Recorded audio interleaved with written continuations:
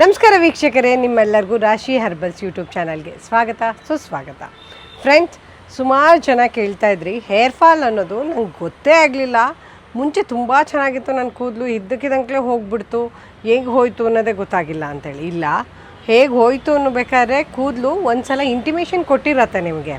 ಒಂದೇ ಸಲ ಯಾರಿಗೂ ಸಹ ಹೇರ್ ಫಾಲ್ ಆಗೋಲ್ಲ. ಆಗಬೇಕಾದ್ರೆ ಏನಂತಂದರೆ ಕೂದಲು ಫಸ್ಟು ತೆಳ್ಳಗಾಗತ್ತೆ, ಆಮೇಲೆ ತುಂಬ ಕೌಲು ಹೊಡಿಯೋಕ್ಕೆ ಶುರು ಆಗುತ್ತೆ. ಆಮೇಲೆ ನಾವು ಹಿಂಗೆ ಹಿಡ್ಕೊಂಡಾಗ ಇಷ್ಟು ದಪ್ಪ ಅನ್ನಿಸ್ತಾ ಇತ್ತು, ಇಷ್ಟು ಅನ್ನಿಸ್ತಿದೆ ಅನ್ನೋ ಥರ ಫೀಲಿಂಗನ್ನು ಕೊಡುತ್ತೆ. ಜೊತೆಲಿ ನೀವು ಬಾಚಣಿಕೆ ಹಾಕಿ ಬಾಚಿದ್ರು ಅಥವಾ ಜಡೆ ಹೆಣಿಬೇಕಾದ್ರೂ ಸಹ ಆ ರಫ್ನೆಸ್ ಏನಿರುತ್ತಲ್ಲ, ಒರಟುತನ, ಅದು ಕಳ್ಕೊಂಡು ಬಿಟ್ಟಿರುತ್ತೆ ಕೂದಲು. ಅದು ತುಂಬ ತಿನ್ನಾಗಿದೆ ಅನ್ನೋ ಥರ, ಆಮೇಲೆ ತುಂಬ ನಯಸ್ಸು ಸಾಫ್ಟ್ ಆಗಿದೆ ಅನ್ನೋ ಥರ ಫೀಲಿಂಗ್ಸನ್ನು ಕೊಡ್ಲಿಕ್ಕೆ ಶುರು ಆಗುತ್ತೆ. ಅದು ಕೊಡೋಕ್ಕೆ ಶುರು ಆದವಾಗ ನೀವು ಎಚ್ಚೆತ್ಕೊಂಡ್ರೆ ನಿಜವಾಗ್ಲೂ ನಿಮಗೆ ಹೇರ್ ಫಾಲ್ ಆಗಲ್ಲ.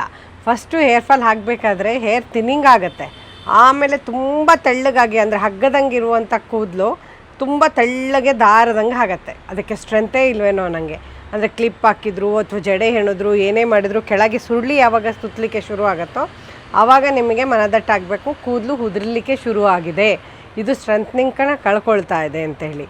ಆವಾಗ ಸ್ವಲ್ಪ ನೀವು ಮನೆಯಲ್ಲಿ ಕೆಲವೊಂದು ಕೇರ್ಗಳನ್ನ ತೊಗೊಳ್ಬೇಕಾಗತ್ತೆ. ಅಂದರೆ ನೆಲ್ಲಿಕಾಯಿ, ಬೆಟ್ಟದ ನೆಲ್ಲಿಕಾಯಿ ರುಬ್ಬಿ ಹಚ್ಕೊಳ್ಳುವಂಥದ್ದಾಗಿರ್ಬೋದು, ಅಥವಾ ಕರಿಬೇವಿನ ಸೊಪ್ಪು ಅದನ್ನಾದರೂ ಹರಿದು ಹಚ್ಕೊಳ್ಳುವಂಥದ್ದಾಗಿರ್ಬೋದು. ಈ ಥರ ಮಾಡ್ತಾ ಹೋಗಬೇಕು. ಸೊ ಆವಾಗ ನಿಮಗೆ ಹೇರ್ ಫಾಲ್ ಕಂಟ್ರೋಲ್ ಬರೋದ್ರ ಜೊತೆಯಲ್ಲಿ ಹೇರ್ ವಾಲ್ಯೂಮ್ ಫಸ್ಟ್ ಇನ್ಕ್ರೀಸ್ ಆಗುತ್ತೆ. ಕೂದಲು ಉದುರಿದಾಗ ಏಕ್ದಮ್ ಅದು ಬೆಳೀಲಿಕ್ಕೆ ಕಷ್ಟ ಆಗುತ್ತೆ. ಆವಾಗ ಏನು ಮಾಡಬೇಕು ಅಂದರೆ, ಕೂದಲು ಬೆಳಿಬೇಕು ಅನ್ನೋದಾದರೆ ಫಸ್ಟು ಅದನ್ನು ಮೊದಲು ಇದ್ದಿದ್ದ ವಾಲ್ಯೂಮನ್ನು ಇನ್ಕ್ರೀಸ್ ಮಾಡ್ಕೋಬೇಕು. ಕೂದಲು ದಪ್ಪ ಆಗಬೇಕು. ದಪ್ಪ ಆದರೆ ಅದಕ್ಕೆ ಸ್ಟ್ರೆಂತ್ನಿಂಗ್ ಬಂದಾಗ ತಂತಾನೇ ಹೇರ್ ಫಾಲು ಕಂಟ್ರೋಲಿಗೆ ಬಂದು ಹೇರ್ ಗ್ರೋತು ನಿಮಗೆ ನ್ಯಾಚುರಲಾಗಿ ಜಾಸ್ತಿ ಆಗ್ತಾ ಹೋಗುತ್ತೆ.